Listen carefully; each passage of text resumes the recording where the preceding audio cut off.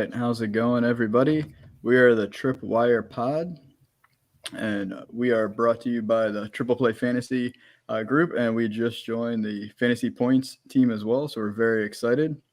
We'll be with you guys every Monday night around 8 p.m., right before Monday Night Football, talking waiver wire for the week. This week is going to be Week 9. We'll be on YouTube, Twitter, Facebook, so find us wherever you can.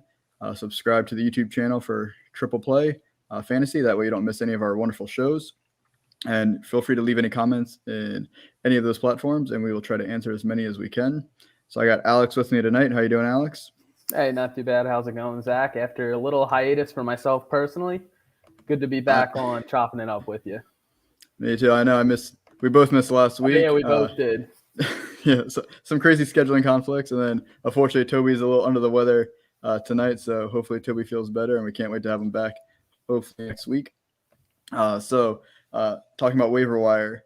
So this is week 9, which is very exciting. We're now over halfway through the regular season, at least. Depends on how deep you're going in your playoffs. Hopefully you're making the playoffs. But we got a lot going on. And we have bye weeks to talk about. And I just lost my show sheet. So, Alex, you want to talk about who's on bye this week for week 9 and week 10? I have to get that pulled up too, because I had the stats up. Let's see.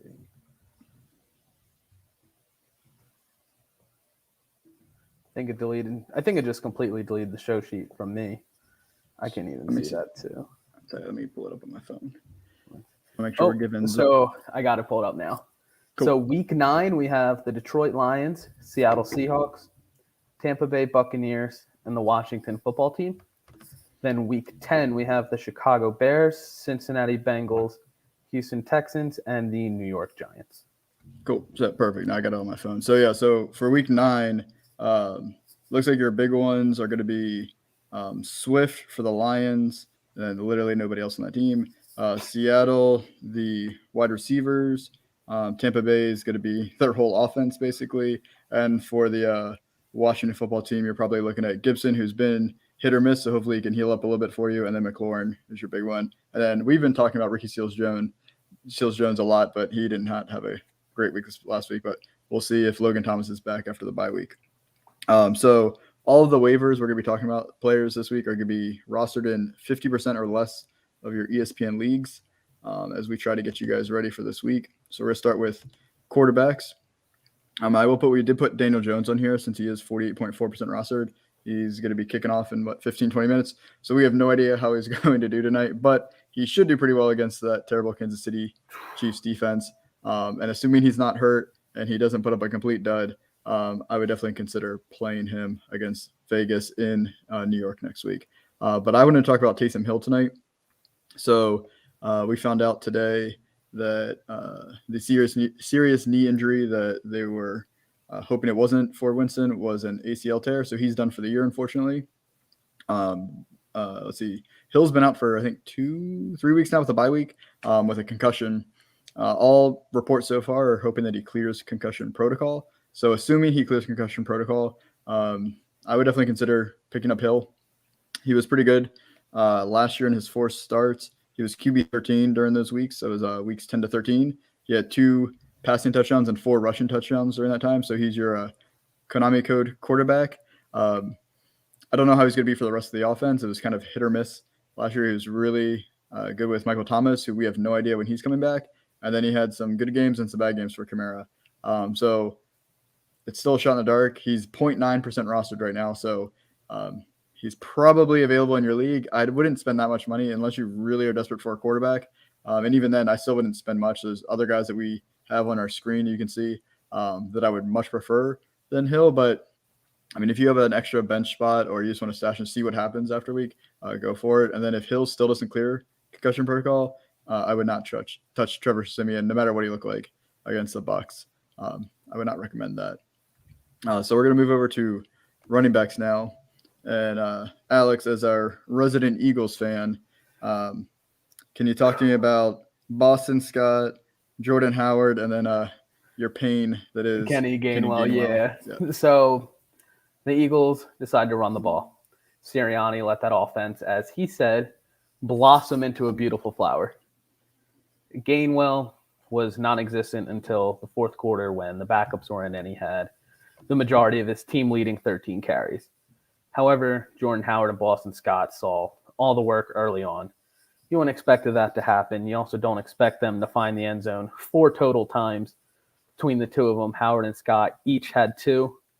So if you're desperate for a running back moving forward, God forbid you had Derrick Henry on your roster, lost him presumably for the rest of the fantasy season, a guy like Howard and Boston Scott could be a desperate flex play. I wouldn't spend too much on them, maybe 4 or 5%. But if you have a lot of it, I'd be willing to throw a decent chunk down at this point. Yeah, I mean, I would feel the same way. We're at that point in the season where you need to buy a win, honestly. Whether you have a lot of wins already and you're doing great, awesome, or if you're scratching and clawing to try to make that playoff spot. One, you want to play defense if you are one of those top teams and not let your competition pick up guys that can beat you. And 2, like I said, if you need to buy a win, I mean, splash the cash now. If you still have it, spend some. I'd probably prefer Scott over Howard just from a snap standpoint and what their roles look like. But at this point, take what you can get. Yeah, Scott did have more of a consistent role between the two of them, which was really surprising considering Boston Scott was non-existent until Miles Sanders got hurt, and Jordan Howard wasn't even on the active roster. So I wouldn't give up hope yet on Kenny Gainwell just because he did see 13 carries in all. But it's a messy backfield. I wouldn't be too confident going into next week saying, oh, Boston Scott's going to be the guy who gets the carries, Jordan Howard or Gainwell. Yeah, and honestly, it's the Eagles, so anything can happen. But it felt like it was also a blowout pretty quickly. Yeah. That Kenny Gainwell didn't really get his touches until later in the game. But if it's more competitive, he's definitely the most dynamic pass-catching running back on that team. So it also wouldn't shock me next week if he ends up being the highest scoring running back on that team. Oh, not at all. He has the profile to be the guy. He had production in the receiving and rushing game early on. It's honestly baffling the way Sirianni used that backfield this past week. Yeah, we'll be talking about drop candidates later in the show. To me, he does not make that list. I can understand if you want to rage bench him and not start him until you see something after what happened last week. But to me, he still holds value. He was playing well with Sanders. It wouldn't shock me for him to play now well without Sanders. I think last week might have just been a blip. And we'll find out. Maybe he ends up being terrible again, and then you can look at dropping him. But I would hold on for at least one more week to see what you got. Yeah, at least one more week. Yep. So then the big injury news that has rocked the fantasy football world, unfortunately, is Derrick Henry. I believe they think it's a Jones fracture. Either way, it's a broken bone in his foot. Now there's some reports that he could be back in 6 weeks, could be 10 weeks. He could be done for the season. He's going on IR now, so we know he's done for at least 3. We're expecting minimum of 6. I mean, he's been a freak of nature his entire career, so I mean, it's anyone's best guess. But I would say for fantasy purposes, I would consider him basically done for your season. Even if he comes back in 6 weeks, that puts you in the playoffs. And I mean, I wouldn't trust him until you see at least one game. So again, I wouldn't say drop him, throw him in your IR spot, especially if it's a keeper league, you're not dropping him. We don't really talk dynasty too much, but obviously you're not dropping him in a dynasty league. But in a redraft league, if you have shallow benches and you're really tight, especially if you don't know if you're gonna make the playoffs or not, I wouldn't be upset if you dropped him. If you need that roster space, because at best case scenario, he's back in 6 weeks. And even then, you might not even make the playoffs if you're just holding on to that, basically, no offense to him, but a dead roster spot at that moment. So really, it's who's going to step up. You have Jeremy McNichols. So he is rostered currently at 1.9%. So there's a good chance he's in your league. And he's more of a pass catching back. He's obviously no one's the size of Derrick Henry, but he's not a big body back. So that's why they also brought in Adrian Peterson. I think McNichols has a better chance of being your PPR running back, your third down specialist. You might get some cheap points through the passing game. And then they just signed Adrian Peterson. He hasn't played all year. He was a freak of nature before Derrick Henry was a freak of nature. So we'll see how long it takes him to get in football shape. He's rostered in 0.1% of ESPN leagues. So he's pretty much available everywhere. And it wouldn't shock me if he's the number one ad this week. I'm not too excited about either of these players. None of them are going to replace Derrick Henry.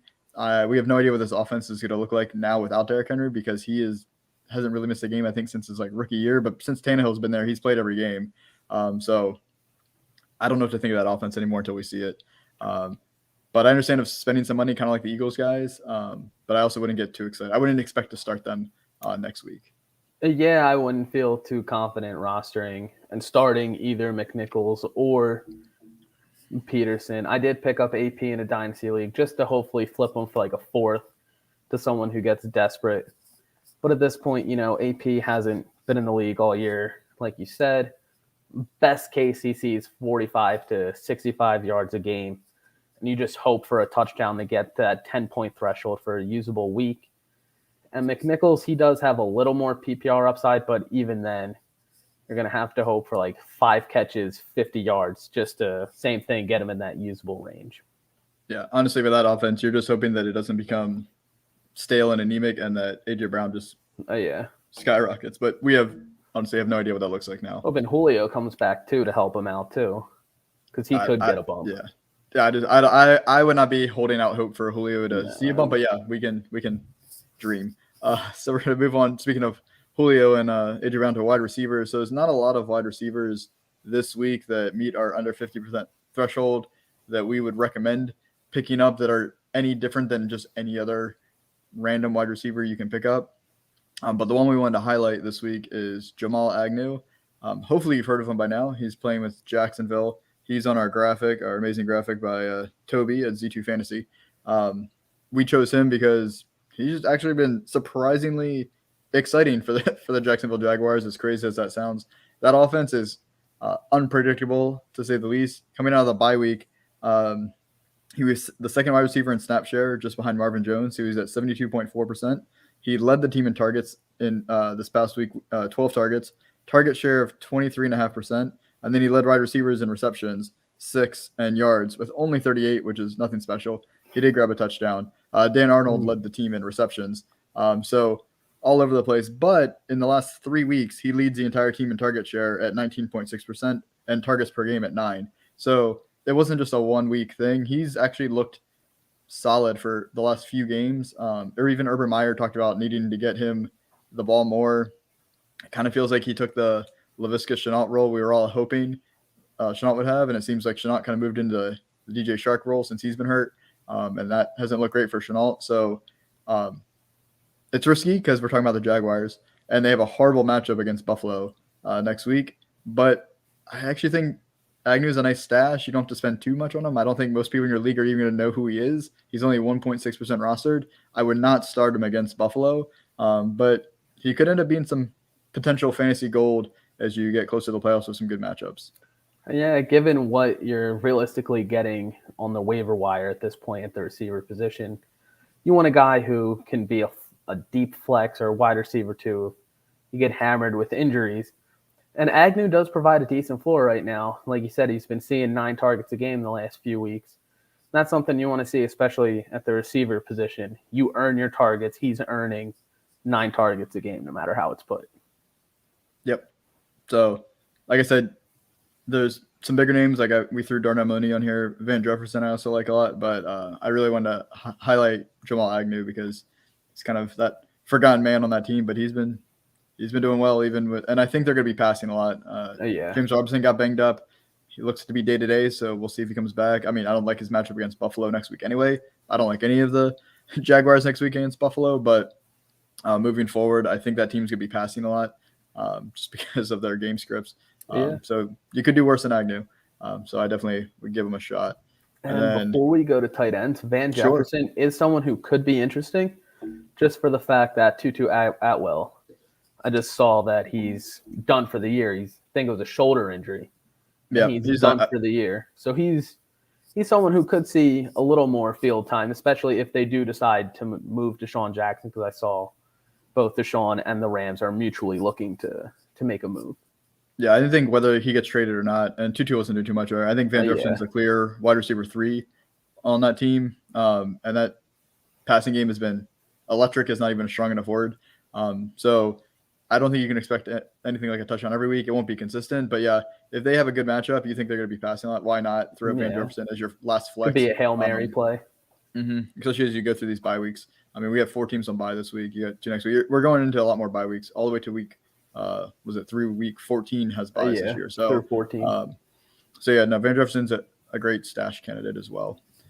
So for tight ends, the first one we got to talk about, I'm gonna let you handle him because you've been talking to him about him since I think we did our tight end sleepers back in August. As Tyler Conklin of the Minnesota Vikings. He has Baltimore this week at Baltimore, 17.6% rostered.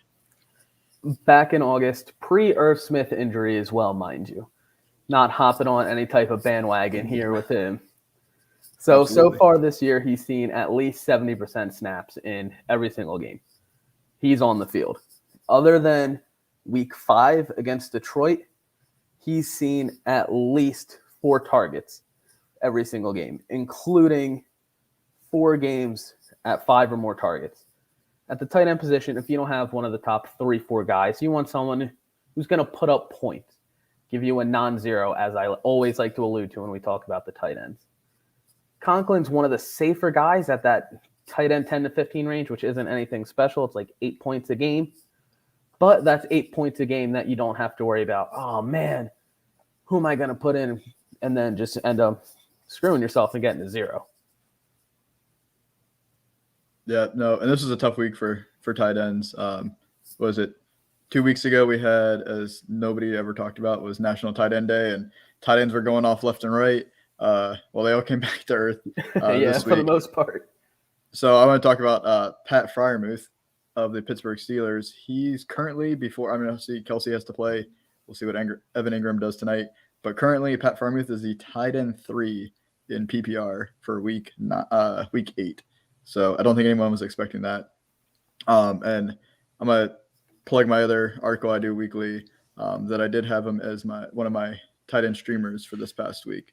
So I feel good about that one. That worked out well. But to talk about Freiermuth, so in week 8, he was 78.4% snaps. And then he was second on the team in targets, 7 behind Deontay Johnson, who's obviously just a target monster every week. But he's number 2 on the team right now in targets. And then he's second on the team in target share over the last 3 games at 18.9%. So, again, this isn't a 1-week blip, just like we talked about with Agnew. When we're looking at tight ends, I'm looking for target share and consistent target share. I'm not trying to chase touchdowns, especially with tight ends. They're going to be all over the place. You could see a touchdown this week. It might be 3 or 4 weeks until they score on a touchdown. But if I see consistent target share, at least I know there's opportunity for a touchdown, and at least you're getting those receptions in this PPR leagues. And that's where you can get, like you said, 7-8 points from Conklin. Same thing with Freiermuth. And then he's 3rd most targets amongst all tight ends in week 8. And like I said, he's currently the tight end 3. So he had a great week 8. He's actually been performing well. He's a rookie tight end, so you don't expect him to be amazing. But with the way that offense is playing and without Juju, he's getting a lot of targets short, like near the goal line or near the line of scrimmage and in the middle of the field, which is where Ben feels comfortable. So it feels like it's either going to Deontay, then it's going to Pat, and then you're hoping for one of those big plays to Claypool. It seems like what that offense is doing, right? Or a dump off to Harris. So I think you do a lot worse than Pat Freiermuth. He's only 6.2% rostered. So again, none of these guys we've talked about tonight, you have to spend a ton of fab on. I don't think I'd recommend really blowing any first priority waivers unless you absolutely need one of these positions. But there's still plenty of value on the waiver wire that you can look at. And before we get to DSTs, I wanted to talk about Monkey Knife Fight real quick. So we've been talking about them all season. It's a great, fun way to play some daily fantasy. It's not like your other sites where you're sitting lineups and you're hoping you win that milli maker. It's more like prop bets for all sorts of different sports. We have a lot of sports going on right now. You still got the World Series going. NBA's back. NHL's back. You still have soccer.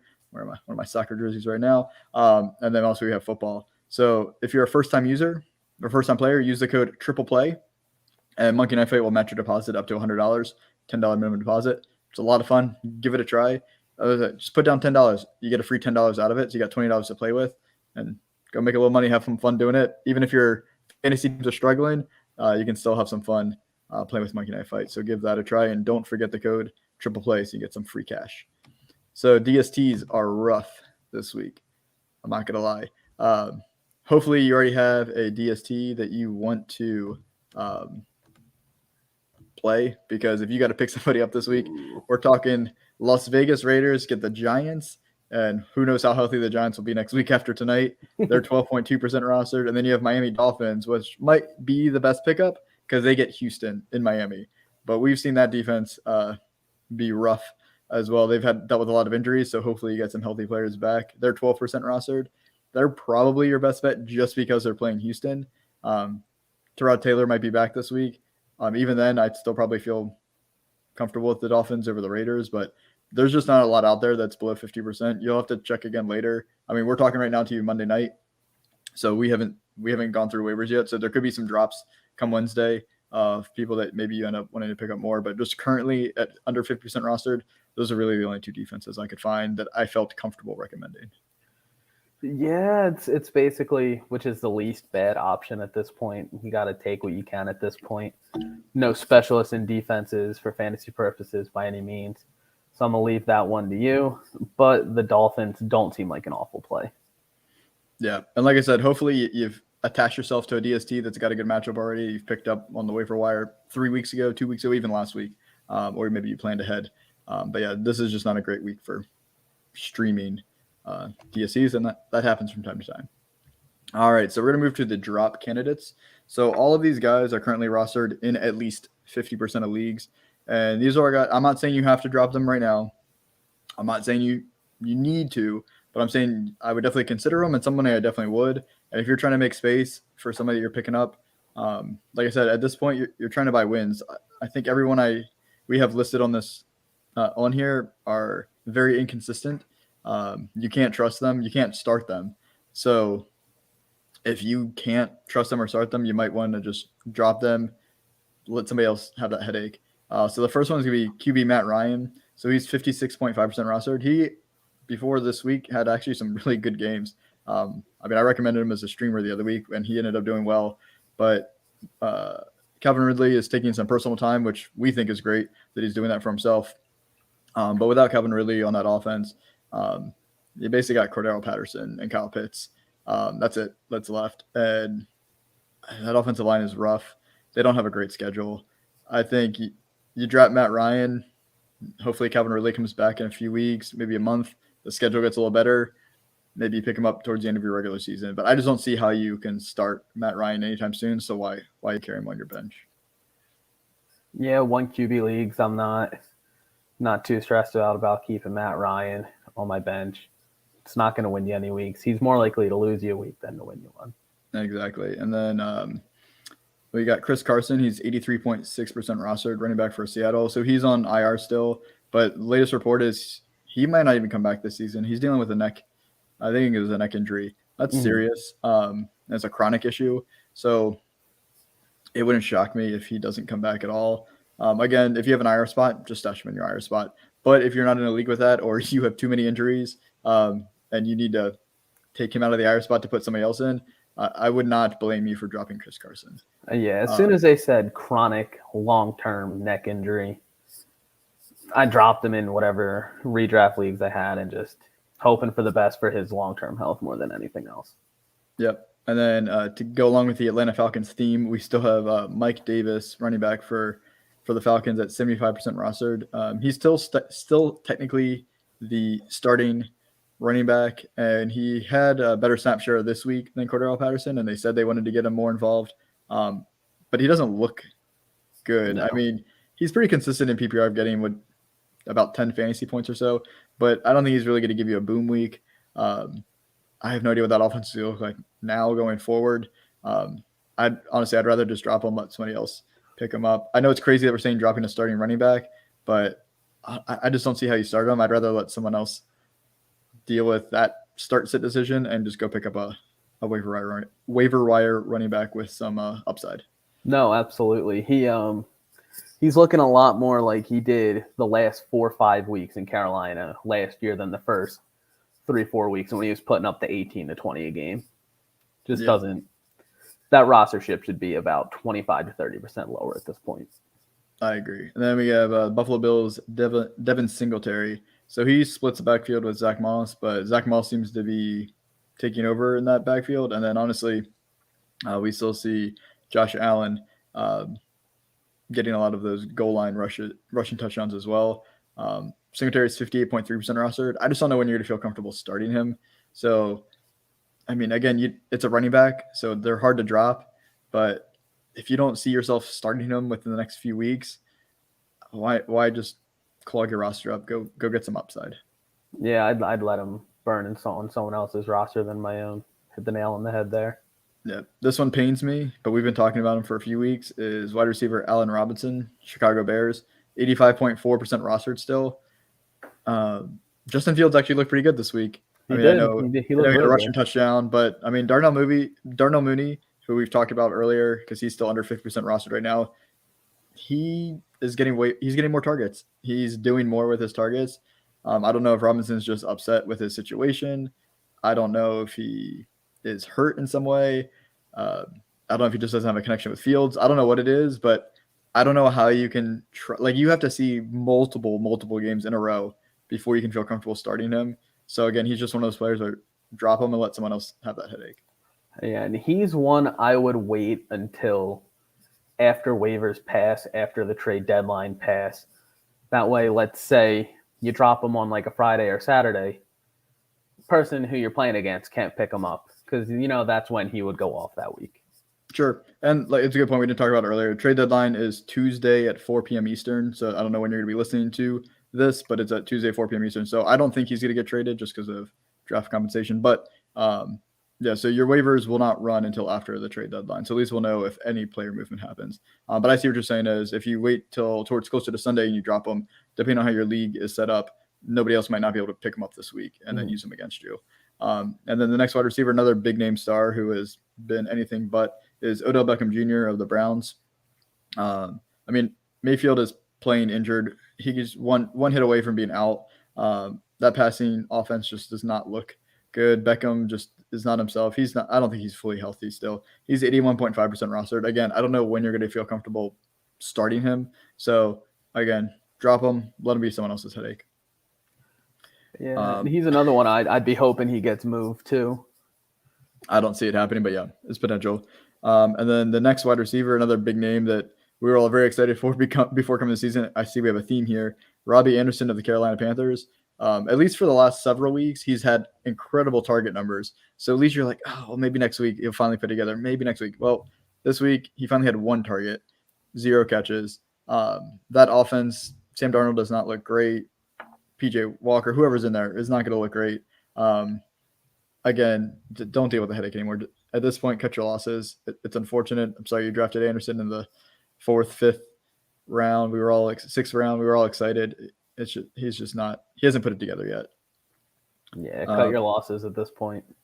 Yep. Then we got Kenny Galladay of the Giants. Now he's out right now. I don't think he's on IR. No, he's just on the injured report. Yeah. So depending on how your league works, you might be able to put him in an IR spot, even if he's out. It depends on what your system is. But if he's not IR eligible for your league, I don't know why you want to roster him. I mean, even when he comes back, he's not going to be fully healthy. He hasn't looked good when he was healthy. I don't even really know if he was fully healthy at all this year. I think he's just another one of those like Robby Anderson, Allen Robinson, all those where you cut your losses, you move on. And like I said, go get somebody with some higher upside. Laviska Shenault, 60% rostered. So we just talked about Jamal Agnew. Agnew is what we were hoping Shenault would be. I'm not saying you need to drop Shenault, but that wide receiver group is so inconsistent. That offense is so inconsistent. And he just isn't putting the target numbers that make me feel comfortable starting him. So if you're able to keep him on your bench, go for it. But at this point, I feel like we named multiple wide receivers that you can go pick up that I'd feel better having on my roster right now than Shenault, including his teammate, Jamal Agnew. Yeah, Shenault, it pains me too, but Shenault doesn't have the floor like we're chasing at this point, I would. Yep. So then the first tight end on the list, it's unfortunate he's on the list, but we got to put him on there, is Robert Tonyan. So he was it an ACL as well? It was a serious knee injury. So another ACL. So he's done for the year, but he's currently 74.3% rostered. I expect that to plummet this week as we get more numbers in, but just in case, I wouldn't even keep in your IR. He's done for the season. Even if in a keeper league, you don't need him. He's tight end or touchdown dependent. I don't think Aaron Rodgers will be back there next year. So to me, he holds no more value on your roster at this point. Now, I'm not talking about dynasty. I'm just talking about redraft, or even like a keeper league where you're keeping a few players. So go ahead and drop Tonyan. Don't even waste an IR spot for him. And then the last tight end, he's only 57.4% roster, but it's Jared Cook of the Chargers. He hasn't done much the last few weeks. His target share is down. He's another just hit or miss. The Chargers have not looked as special on offense these last few games, even before the bye week and after the bye week. So I think you can pick up, like I said, I'd much rather have Freiermuth or like we talked about Conklin. I'd much rather have either of them right now. At least they're getting some targets than trying to hope that 1 or 2 targets for Jared Cook turns into a touchdown. Yeah, hit the nail on the head at tight ends. Cool. So that's all I got for drop candidates this week. So anything else you want to share, Alex, before we wrap it up? No, I'm just working on something with triple play since we're approaching that midpoint of the season. It's basically whether or not you should go all in or punt the season away in dynasty leagues, that is. Awesome. Look forward to that. So we're going to be back here next Monday, right before Monday Night Football again, 8 p.m. Get you ready for Week 10. We're going to have a special guest next week. We're very excited. I will not reveal his or her identity right now. You'll have to check out when we promote the show next week. But we're excited to have the guest on. And this week for Triple Play Fantasy, we have football shows. We got the Week 9 preview show. We're going to have Matt Miller as a guest, as an NFL Draft Scout. We'll have our weekly Super FF Bros episode. And then for basketball, we have the Fantasy Basketball Week 3 preview. And there'll also be a Memphis Tigers preview to get you ready for college basketball.